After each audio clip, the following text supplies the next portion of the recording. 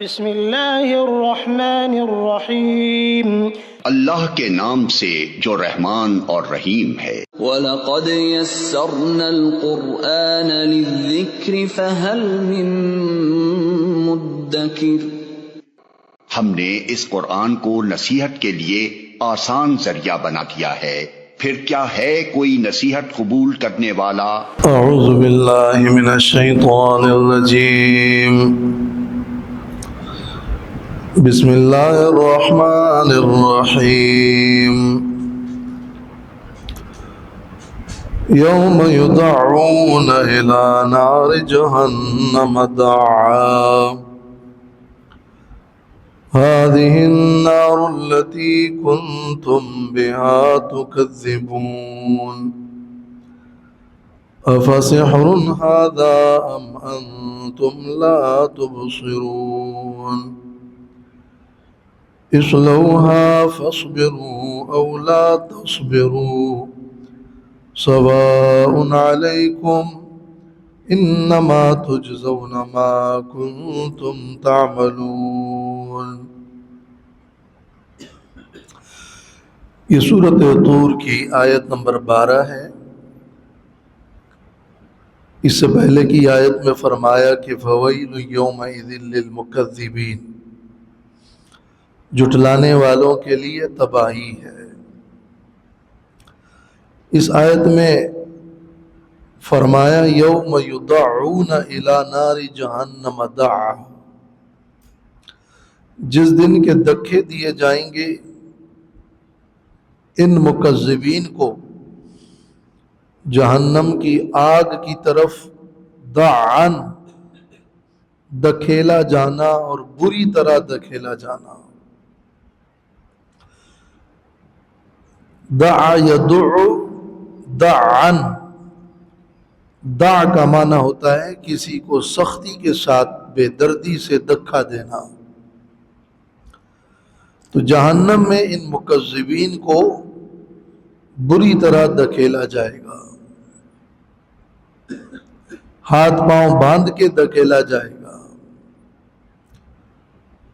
هذه النار التي كنتم بها تكذبون، یہ وہ آگ ہے جس کو تم جھٹلاتے تھے اور تم نہیں مانتے تھے کہ کوئی جہنم ہے جس میں تکذیب کی سزا ہے، شرک اور کفر کا عذاب ہے، اور تم کہتے تھے کہ یہ تو جو کچھ بھی معجزات پیش کی جاتی ہیں یہ سب جادو ہے، اور تم کہتے تھے کہ یہ ہماری آنکھوں پر پردہ ہے، ہمیں تمہاری باتیں سمجھ نہیں آتی اور ہمیں یہ حقیقت نہیں دکھائی دیتا۔ افسحر ھذا ام انتم لا تبصرون، کیا یہ اب جادو ہے یا تم نہیں دیکھ رہے؟ نہیں، بلکہ یہ حقیقت ہے۔ جب جہنم میں انہیں دھکیلا جائے گا تو پھر پوچھا جائے گا کہ کیا یہ جادو ہے یا تم اندھے بنے ہو؟ تم تو ہمیشہ سے چیزوں کے بارے میں کہتے تھے کہ یہ جادو ہے، یا کہتے تھے کہ ہمیں نہیں سمجھ آ رہی، اور کہتے تھے کہ وہ من بیننا و بینک حجاب، ہمارے اور تمہارے درمیان ایک پردہ ہے۔ تو اب کوئی پردہ ہے؟ اب تمہیں یہ جہنم کا عذاب نظر نہیں آ رہا، محسوس نہیں ہو رہا کہ یہ اب جادو ہے؟ لیکن یہ سوال ان سے کیا جائے گا برائے مذمت اور ملامت۔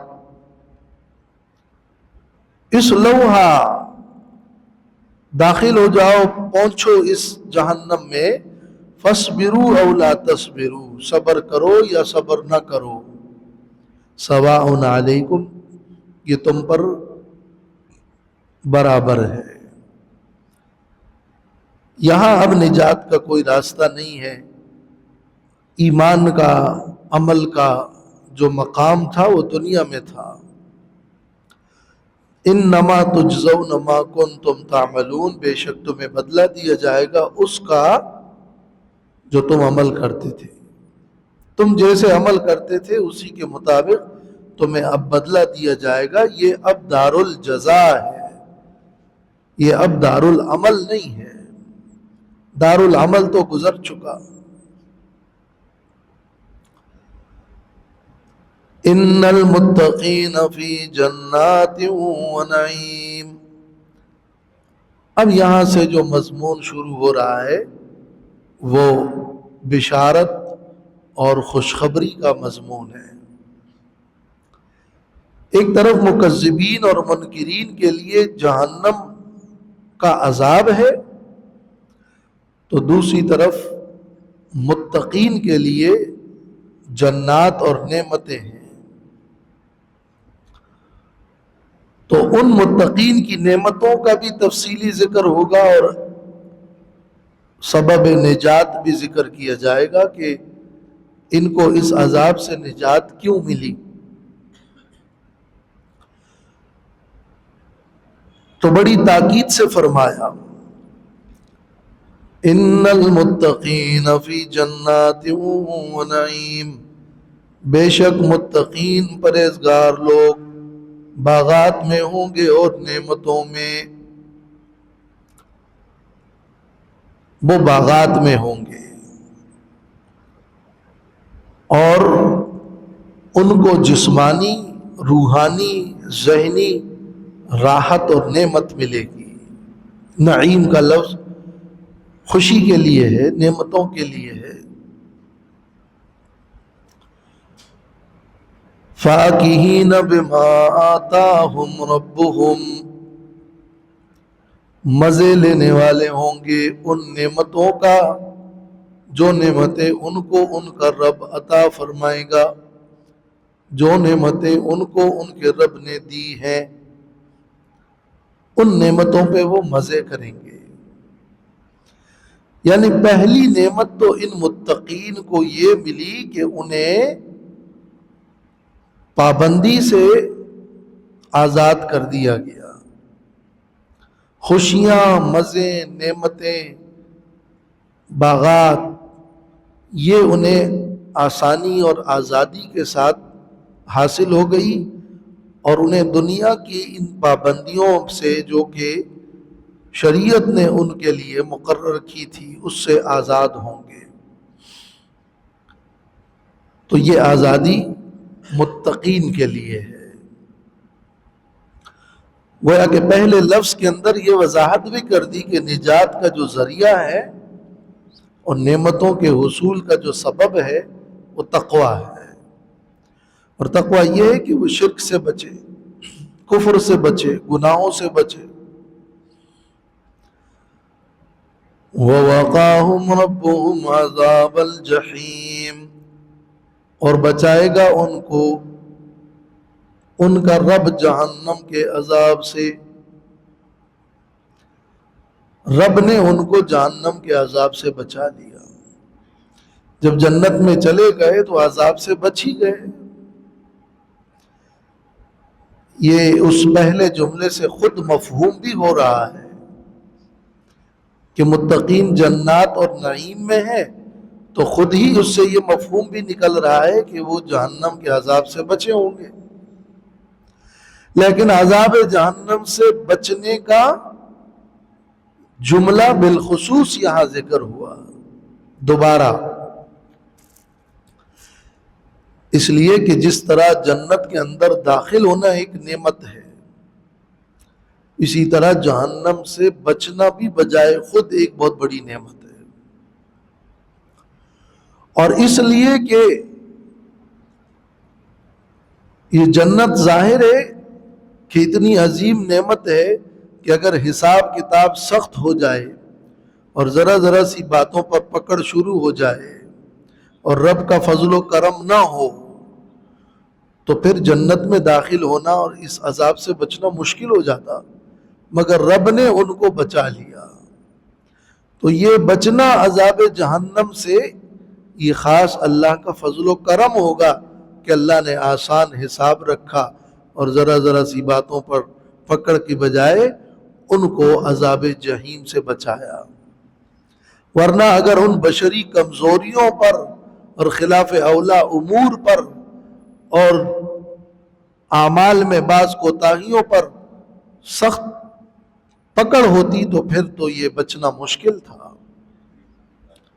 وَوَقَاهُمْ رَبُّهُمْ عَذَابَ الْجَحِيمِ. یہ اللہ تعالیٰ کا کرم اور اللہ کی فیاضی ہے کہ وہ بچ گئے. کُلُوا وَاشْرَبُوا هَنِيئًا بِمَا كُنتُمْ تَعْمَلُونَ. ان سے کہا جائے گا کہ کھاؤ اور پیو، ہنیئن مزے سے، بما کنتم تعملون بسبب اس کے کہ تم عمل کرتے تھے. اب یہاں آزادی ہے، کھاؤ پیو مزے کرو. ہنیئن کا لفظ جی عربیت میں ایک وسیع مفہوم رکھتا ہے. وہ کھانا جو آسانی سے ہضم ہو اور جو مفید ہو اور جس میں لذت ہو اور آسانی سے نگل جائے، اس کے لیے ہنیئن کا لفظ استعمال ہوتا ہے. تو جنت کی نعمتوں کے لیے اس ہنیئن کے اندر ایک بہت بڑی معنویت ہے، اور وہ یہ کہ یہ نعمتیں یہاں جو ملی ہے اس میں کوئی ضرر نہیں، اس کی وجہ سے کوئی مرض نہیں. یہ تمہاری بھوک مٹانے کے لیے نہیں بلکہ تمہیں لذت حاصل کرنے کے لیے ہے. اور ان نعمتوں کا ملنا یہ تمہاری خواہش کے مطابق اور جو چاہو اور جتنا چاہو، کوئی پابندی نہیں. یہ مبارک اور لذیذ ہنیئن کا مفہوم ہے، اور اس کا سبب تمہارے اعمال ہے. تمہارے اعمال جنت کا بدل نہیں ہے. کوئی شخص جنت میں عمل کے بدلے نہیں جائے گا کہ جنت کی نعمتیں تو بہت بڑی چیز ہے، عمل اس نعمت کا مقابلہ ہی نہیں کر سکتی. لیکن یہ عمل جنت میں جانے کا ایک سبب ہے. بدل اور سبب میں فرق ہے. کپڑے کو خریدا بالدرہم، درہم کے بدلے میں کپڑا لیا اور بدلے میں درہم دے دیا کہ دونوں برابر ہے. یہ بدلیت ہے. لفظ با برائے بدلیت آتا ہے بالدرہم، اور لفظ باب بسبب ہی سبب کے معنی میں بھی آتا ہے. میں نے اپنے بچے کو ادب سکھایا اور نصیحت کی اس کے فضول کاموں کی وجہ سے. تو فضول کاموں کی وجہ سے بعبثہ ادبت الولد بعبثہ، بعبثہ اس کے عبث کام کی وجہ سے. یہاں با برائے بدلیت نہیں ہے، برائے سبب ہے. جنت میں داخل ہوں گے عمل سے. عمل سے کا دو مطلب ہے. عمل سے، عمل کے ذریعے، عمل سبب ہے بنا، یہ نہیں کہ عمل اس جنت کا بدل بنا. اور باقی تشریح صورت زخرف اور دوسرے مقامات پر تفصیلاً ہو چکی ہے کہ نبی کریم صلی اللہ علیہ وسلم کا یہ فرمان موجود ہے کہ کسی بھی شخص کا عمل اس کو جنت میں داخل نہیں کر سکتا مگر یہ کہ اللہ کی رحمت اس کو ڈھانپ لے. اور یہاں تو ہے کہ انما تجزون ما کنتم تعملون اور کلوا واشربوا ہنیئا بما کنتم تعملون. عمل کے سبب سے کھاؤ، تو دونوں میں کوئی ٹکراؤ نہیں ہے. عمل بدل تو نہیں ہے مگر عمل سبب ہے. متکئین علی سرر مصفوفہ، تکیہ لگائے ہوئے ہوں گے، علی سرر تختوں پر، پلنگوں پر، مصفوفہ صف باندھے ہوئے. یہ وہ فاکہین بما آتاہم ربہم کی تشریح ہو رہی ہے کہ وہ خوش ہوں گے تو پلنگوں پہ تکیہ لگائے ہوئے بیٹھے ہوں گے، اور وہ بھی ایسے ہوں گے کہ وہ پلنگ بھی بڑے قطار سے رکھے ہوں گے، وہ مصفوفہ ہوں گے، اور گویا کہ وہ آمنے سامنے بچھے ہوئے ہوں گے، جیسے کہ دوسری آیت میں متقابلین ہے کہ ایک دوسرے کے آمنے سامنے اور قطار سے وہ تخت رکھے ہوں گے۔ وَزَوَّجْنَاهُمْ بِحُورٍ عِينٍ، اور ہم جوڑا دے دیں گے ان کو حوروں کے ساتھ، عین جو بڑی آنکھوں والی ہوگی۔ زوجنا تزویج کا معنی تو نکاح کرنا ہے، یہاں بطور جوڑا کے ایک جوڑا عطا کرنا، حوریں عطا کرنا، ایک عطا نکاح کے ساتھ ہے۔ وہ ضروری نہیں کہ نکاح کے ساتھ ہو کہ ہم نکاح کر دیں گے۔ ملک یمین جو ہے وہ ملک نکاح سے زیادہ قوی ہوتا ہے، گویا کہ یوں جیسے باندی اور لونڈی ہوتی ہے ایسے ہی حوریں انہیں دے دی جائے گی۔ نکاح کی ملکیت نہیں کہ وہ نکاح میں ہے، بلکہ ملک یمین عطا کر دے گا۔ تو زوجنا کو اگر نکاح کے ساتھ خاص نہ کیا جائے اور یہ تزویج جوڑے کے معنی میں لیا جائے تو ذرا مفہوم میں اور شدت و قوت پیدا ہوتا ہے۔ اور حور یہ جمع حورا کی ہے، یہ جمع ہے، لفظ حور جمع ہے، اور اس کا معنی سفید رنگ والی حسین، اور عین کا معنی ہے بڑی آنکھوں والی۔ سورۃ دخان میں یہ مضمون گزر چکا ہے۔ والذین آمنوا واتبعتهم ذریتهم بإیمان الحقنا بهم ذریتهم وما ألتناهم من عملهم من شيء كل امرئ بما كسب رهين۔ یہاں ایک اور نعمت بیان فرمائی، اور وہ یہ کہ ایمان والے اگر جنت میں داخل ہو جائیں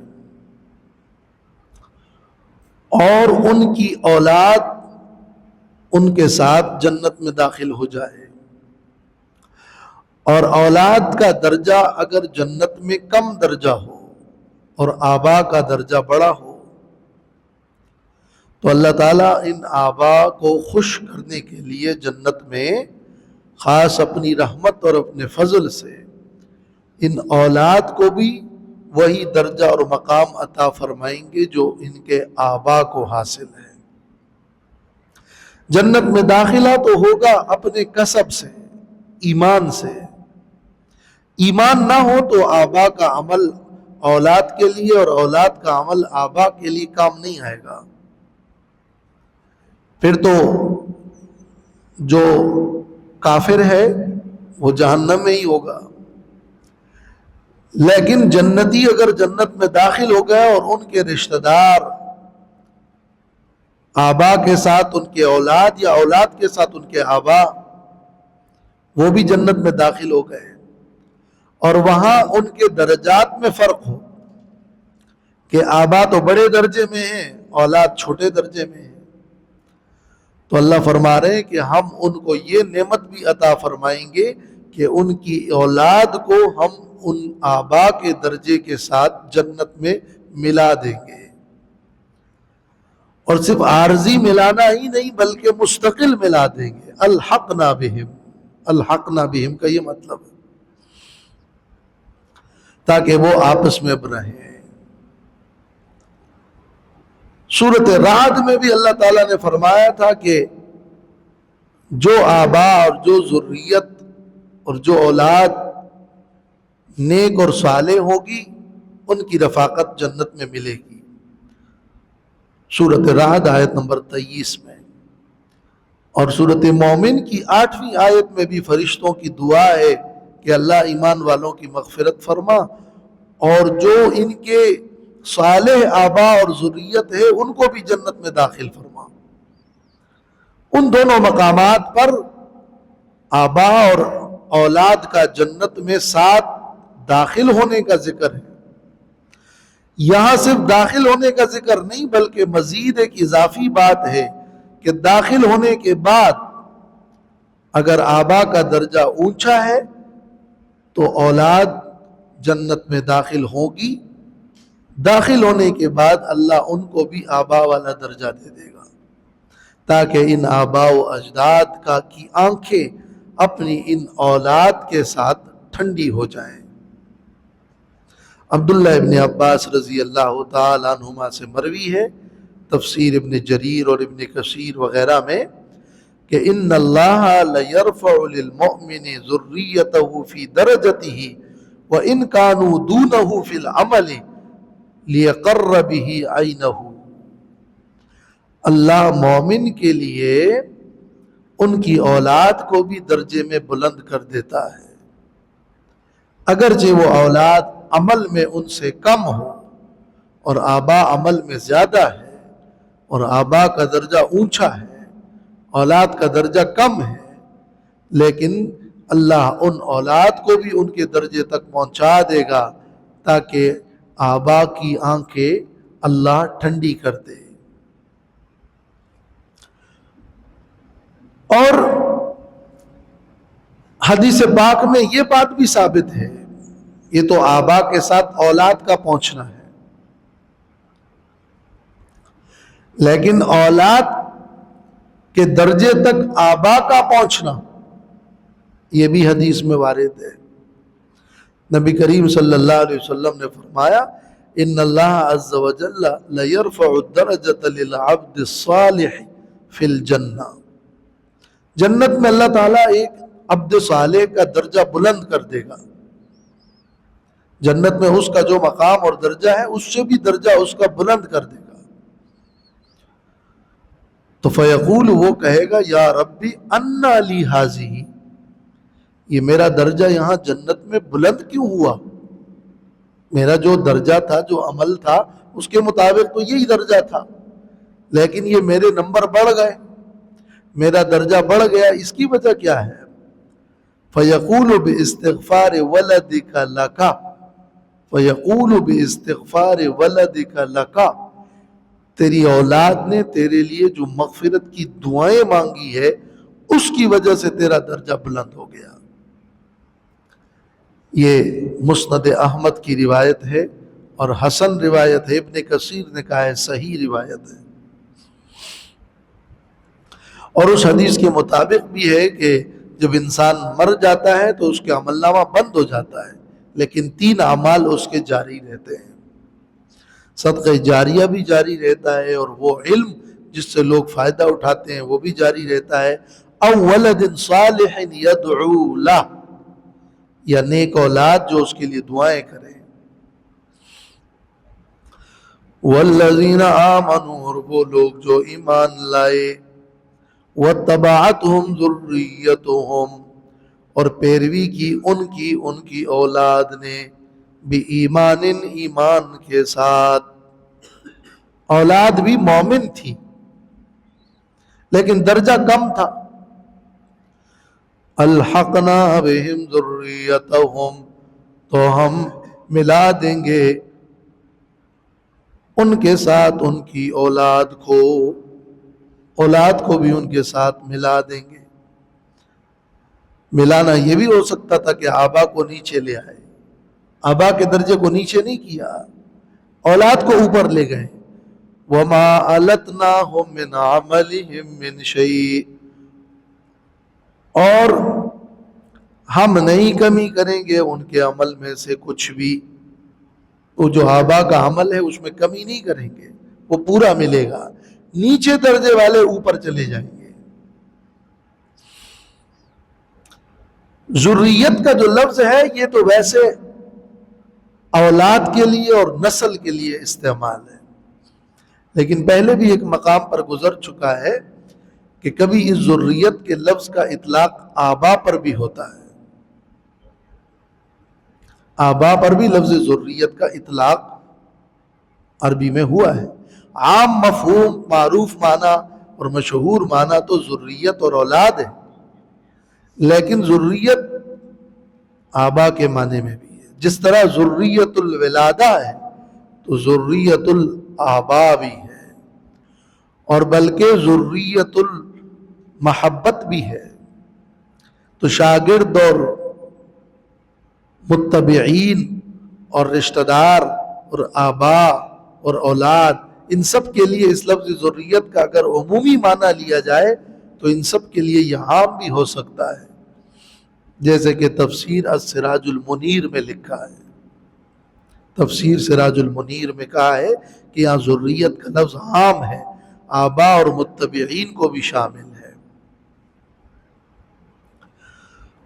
کل امرئ بما کسب رہین، ہر آدمی اپنے کسب میں ہی گرفتار ہوگا۔ رہین کا معنی رہن اور گروی۔ ہر شخص نے جو کسب کیا ہے اسی کسب کے مطابق ہی وہ بند اور محبوس ہے اور گروی ہے۔ جیسے کوئی کسی سے قرض لے، وہ قرض دے دے اور گروی کے طور پر کوئی چیز لے لے، تو وہ چیز اس کے پاس گروی ہے، اگر قرض دے دیا تو ٹھیک، نہیں دیا تو وہ قبضے میں لے لیا جائے گا۔ اسی طرح انسان کو اللہ تعالیٰ نے جو صلاحیتیں عطا کی ہے، جو نفس عطا کیا ہے، جو اعضاء عطا کیے ہیں، جو قوتیں عطا کی ہیں، وہ سب گروی ہے۔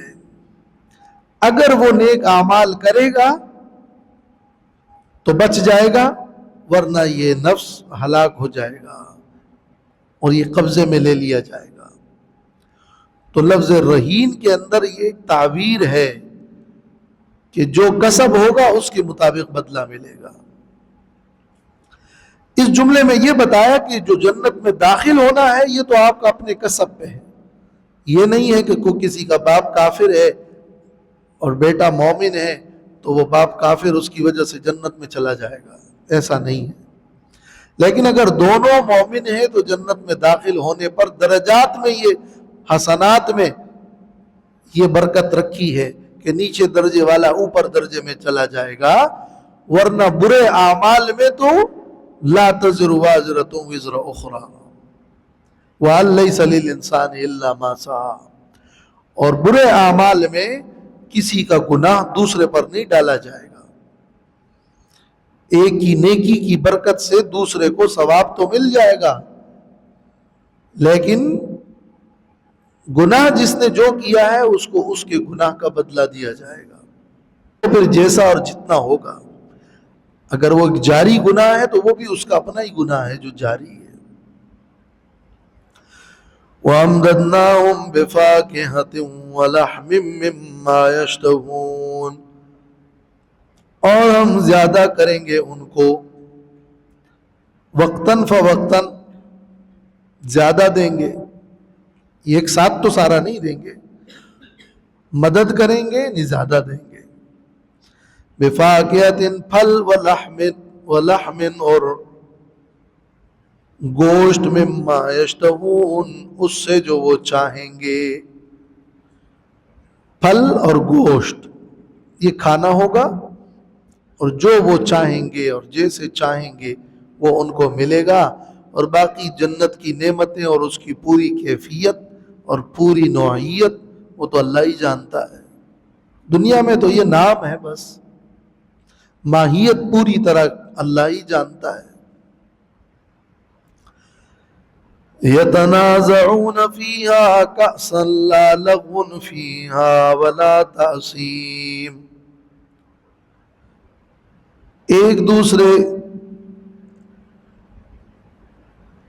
کو دیں گے کأسن پیالے، یتنازعون کا معنی یتعاطون، تفسیر ابن جریر میں ہے یتعاطون، ایک دوسرے سے لیں گے، کھیل کے طور پر اور مستی کرتے ہوئے ایک دوسرے سے جو شراب کے بھرے جام ہیں وہ ایک دوسرے سے لیں گے۔ یہ ان کا کھیل اور یہ ان کی مستیاں ہوگی جو وہ وہاں کریں گے۔ تفسیر روح المعانی میں ہے، اس کا معنی ہے یتجاذبون تجاذب ملاعبتن، وہ ایک دوسرے سے جام کھینچیں گے کھیل کے طور پر، یہ آپس میں کھیلیں گے وہ، لیکن یہ کھیل وہ نہیں ہوگا کہ جس میں کوئی بےہودگی ہوگی، لا لغو فیہا، اس میں کوئی بےہودگی نہیں ہوگی، ولا تعصیم، اور نہ ہی کوئی گناہ، اس مستی میں کوئی گالم گلوچ نہیں ہوگی، کوئی دنیا کی شراب کی طرح فحش حرکات نہیں ہوگی، اس کے اندر عقل پر پردہ نہیں پڑے گا، بلکہ یہ ہنسی، یہ مذاق، یہ کھیل خوش طبعی کا ذریعہ ہوگا۔ کاس کہتے ہیں اصل میں شراب کے پیالے کو، اور پھر اس کا اطلاق ہر بھرے پیالے پر ہوتا ہے، کاس۔ یتنازعون کے اندر ایک معنی یہ بھی کیا ہے کہ تنازع اصل میں جھگڑے کو کہتے ہیں، تو شراب، دنیا میں بھی شراب پیتے وقت شراب کے پیالے ایک دوسرے کے ساتھ پینے سے پہلے ٹکرانا، تو وہ گویا کہ شراب کے پیالوں کو ایک دوسرے کے ساتھ ٹکرائیں گے، یہ بھی ایک معنی ہوا ہے، لیکن پہلا معنی اکثر کا ہے۔ وَيَطُوفُ عَلَيْهِمْ غِلْمَانٌ لَهُمْ كَأَنَّهُمْ لُؤْلُؤٌ مَكْنُونٌ، اور طواف کریں گے ان پر، یعنی آئیں گے جائیں گے بکثرت۔ طواف کا ایک معنی تو گھومنا ہے اور ایک معنی بکثرت آنا جانا، تو آئیں گے جائیں گے ان پر غلمان، غلمان وہ نوجوان خادم جو جنت میں ہوں گے، لہم ان کے لیے، وہ ان کے دنیا کے خادم وہاں ہوں گے، یہ معنی نہیں ہے، وہ غلمانہم نہیں ہے، غلمان لہم، ان کے لیے جنت میں غلمان ہے۔ یہ کہاں سے آئیں گے اور کیسے ہوں گے، یہ ماہیت اور پوری نوعیت اللہ ہی جانتا ہے۔ ان تفصیلات میں پڑھنے کی تو ضرورت نہیں ہے کہ جن تفصیلات کا تذکرہ قرآن اور سنت میں نہیں واضح، تو قیاس کر کے اور سوچ بچار کر کے اور استدلالات کر کے کہ غلمان کہاں سے ہوں گے اور کون سے ہوں گے اور کدھر سے ہوں گے، یہ سوچنے کی ضرورت ہی نہیں ہے، لیکن نوجوان خادم خدمت کے لیے ہوں گے، اور نوجوان اس لیے کہ بوڑھے جب کام کر رہے ہو اور جوان بیٹھا ہو تو یہ اچھا نہیں لگتا نا، ذہن پہ بوجھ پڑتا ہے، تو وہ نوجوان خادم اگر کام کر رہے ہوتے ہیں، خدمت میں لگے ہوتے ہیں، تو یہ اچھا لگتا ہے۔ کأنہم لؤلؤ مکنون، گویا کہ وہ موتی ہیں چھپائے گئے،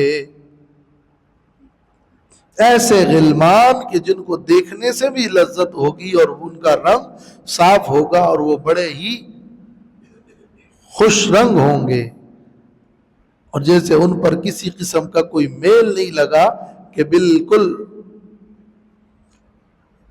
اس جنتی کے لیے ہی ان کو پیش کیا گیا ہے، اس سے پہلے گویا وہ بند موتی کی طرح، جیسے موتی سیپی میں بند ہوتی ہے، ایسے پڑے تھے۔ یہ تعبیر ہے ان کی صفائی اور ان کے حسن کی، تشبیہ اور تعبیر صفائی اور حسن میں ہے۔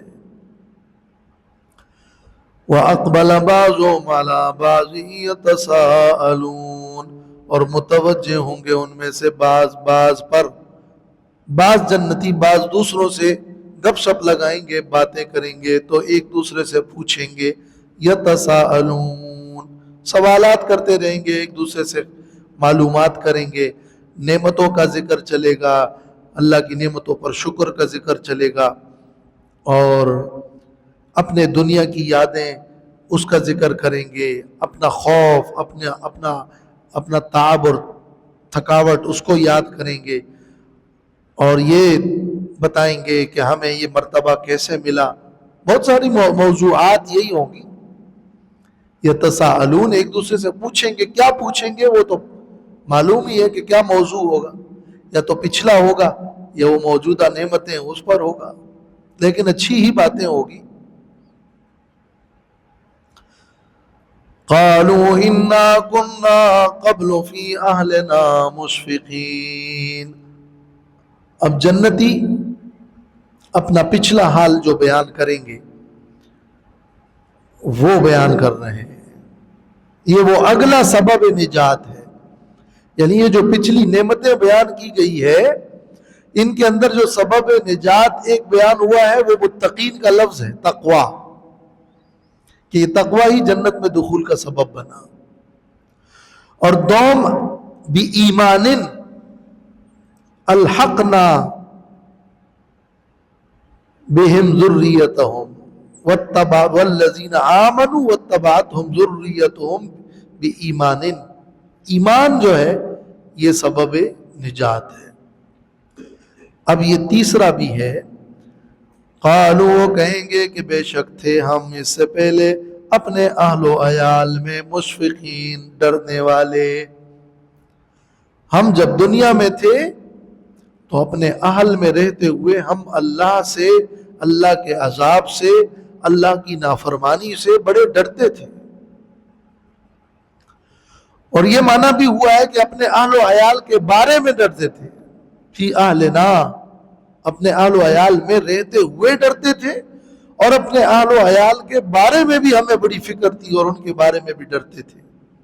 آج ہماری ان ذریت کو اللہ نے ہم سے ملا دیا. تو یہ فی اہلنا کا یہ معنی بھی ہے.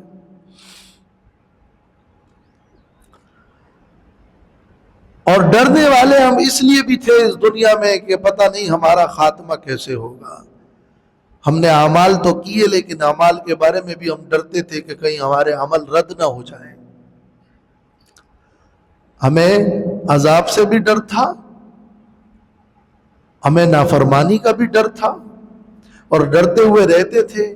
اور نیکی کر کے بھی ہم ڈرتے تھے کہ کہیں رد نہ ہو جائے اور اپنے خاتمے سے بھی ڈرتے تھے. تو یہ سارا اشفاق تھا، یہ سارا ڈر تھا. ڈرتے ڈرتے ہم نے دنیا میں زندگی گزاری، بچتے بچتے اور ڈرتے ڈرتے زندگی گزاری. یوں بے پرواہ ہو کر، آزاد ہو کر جو کیا جیسے کیا ایسے ہماری زندگی نہیں تھی. تو تقوی اور ایمان کے بعد یہ ڈرتے ڈرتے زندگی گزارنا یہ جنت میں جانے کا سبب بنا. اور یہ گویا کہ اس متقین کے لفظ کی تشریح بھی ہو گئی کہ وہ اشفاق تھا. اور لفظ مشفقین کو شفقت سے بھی لیا گیا ہے کہ ہم تو دنیا میں اللہ کی مخلوق پر شفقت کرنے والے تھے، مشفقین تھے. جیسے کہ آگے آ رہا ہے کہ انا کنا من قبل ندعوہ، دنیا میں ہم اللہ کو ہی پکارتے تھے، تعظیم اللہ کی کرتے تھے اور مخلوق پر شفقت کرتے تھے. تو ہمارے دو بڑے وظیفے تھے، التعظیم للہ والشفقت علی الخلق، اللہ کی تعظیم اور مخلوق پر شفقت. فمن اللہ علینا ووقانا عذاب السموم، تو اللہ نے ہم پر احسان فرمایا اور ہمیں گرم ہوا کے عذاب سے بچایا. جنتیوں کا یہ انداز بیان ہوگا، یہ نہیں کہ ہم تو یہ کرتے تھے اور وہ کرتے تھے، ہم تو بڑے ڈرتے ڈرتے زندگی گزارتے تھے، پتہ نہیں کیا ہوگا. یہ تو بس اللہ نے احسان اور کرم فرمایا کہ ہم یہاں پہنچے. تو اصل دخول جنت میں سبب جو ہے وہ اللہ کا احسان ہے. فمن اللہ علینا، اللہ نے ہم پر احسان فرمایا، لہذا اللہ سے ہی مانگنا چاہیے، اپنے عمل پہ ناز نہیں کرنا چاہیے. پتہ نہیں خاتمہ کیا ہوتا ہے، بلکہ ہماری اپنی ٹوٹی پھوٹی کوششیں تھیں، ہمیں ڈر لگا تھا، ہم عمل کر کے بھی ڈرتے تھے، عذاب سے بھی ڈرتے تھے، گناہ سے بھی ڈرتے تھے، خاتمے سے بھی ڈرتے تھے. ڈرتے ڈرتے زندگی گزر رہی تھی. بس اللہ نے کرم کر دیا، بچا لیا، ورنہ تو اتنا کہاں امید. ایک رجا اور خوف دونوں کی کیفیت چل رہی تھی.